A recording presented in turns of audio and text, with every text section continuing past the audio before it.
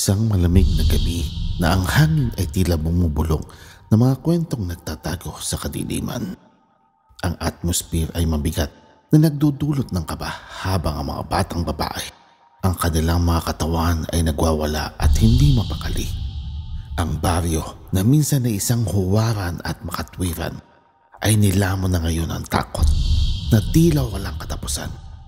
Nagsimula ang mga akusasyon, gayon din ang pagdududa sa bawat isa ng taong bayan. Ano ang tunay na nagdulot ng komosyong ito?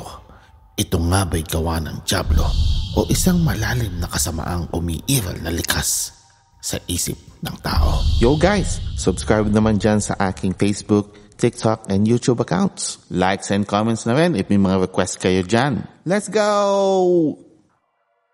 17th century, Salem, Massachusetts, taong 1692. Ang maliit na bayan ng Salem ay nabalot ng atmosphere ng kahiwagaan.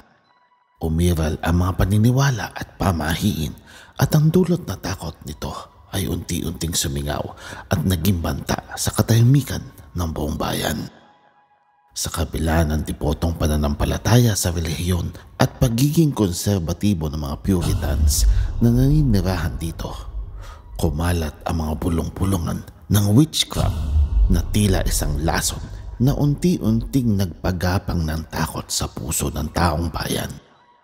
Ang unang nabiktima ng prosekusyong ito ay si Tituba, isang aliping babae na misteryoso ang pinagmulan, na nagdala ng malalim at hindi maipaliwanag na takot sa taong bayan.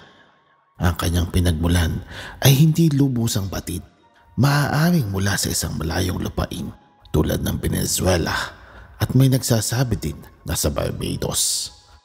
Ang kanyang mga gawi at nakasanayan ay banyaga sa mga Puritan ng Salem, isang komunidad na may takot sa mga bagay na hindi nila maintindihan.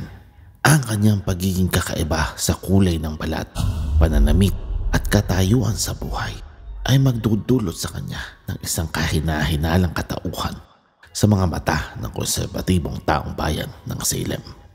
Isang pagbibintang nakakatawan sa mga hindi maipaliwanag na takot na bumabagabag sa isipan ng mga naninirahang Puritan sa Salem. Habang lumalamig ang hangin ng taglagas, nagsimulang lumala ang sitwasyon, nagdala ng takot at ito ang nagbukas ng pinto para sa isang kabahabahalang tagpo sa kasaysayan ng Amerika, ang Salem Witch Trials.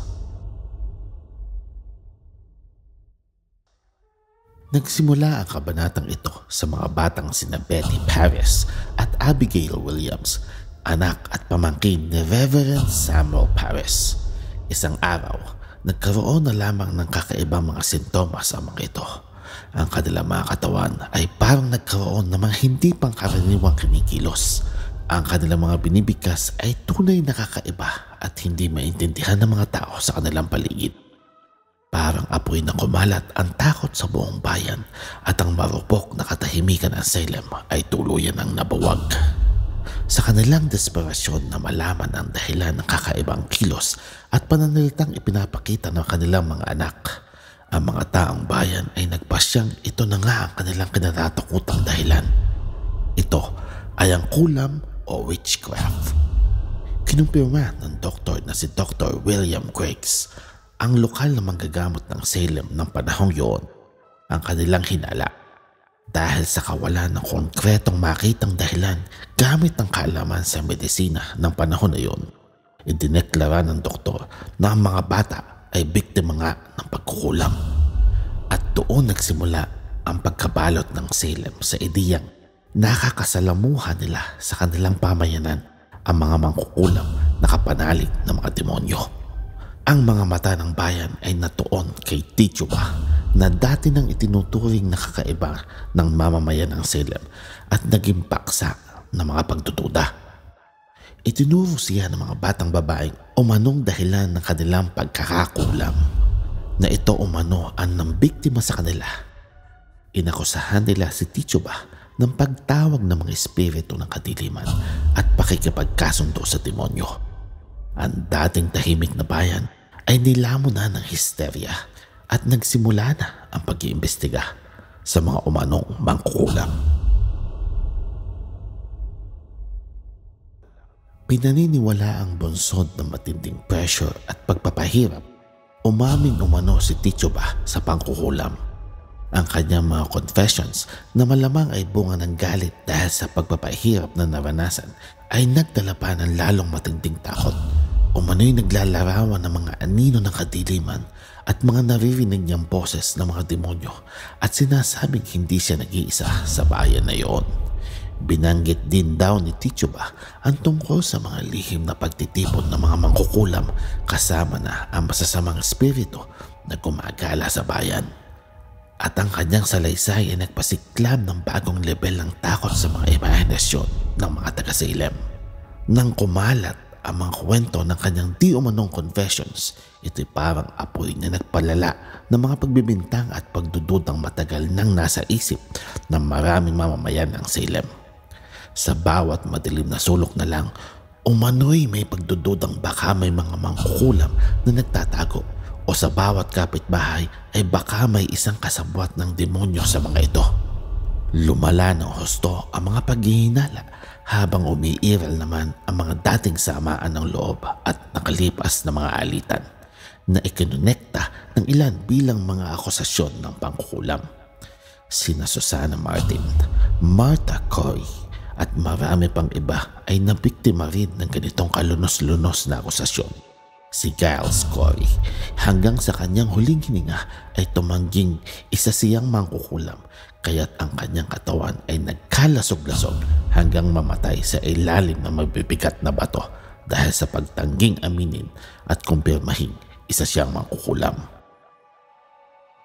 Marami pang buhay ang kinuha na akusasyong ito at umabot sa sukdulan ng histerya at tila wala nang hinto ang kabaliwang ito. Nang sa wakas ay makaalam na si Governor William Pepys noong 1693 ay huli na ang lahat para sa mga biktima. Sira na ang reputasyon at katahimikan ng Salem.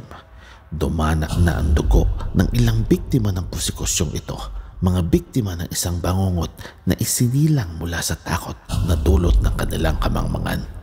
Sa paglipas ng panahon, nagkaroon ng mga pagtatangka na pag-aralan ng terror na naganap na ito sa kasaysayan ng Salem.